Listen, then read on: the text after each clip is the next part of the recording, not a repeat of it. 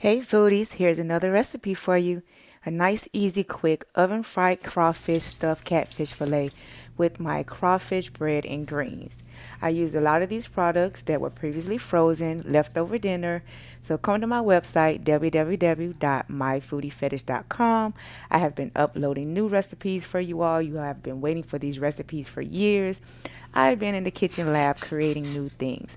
So this was a catfish fillet that I stuffed with crawfish that I had defrosted from a leftover dinner, and it was absolutely amazing. As always, this is Chef Sharina Robinson with your foodie fetish, and this is the oven fried crawfish stuffed catfish fillet with our crawfish bread and greens.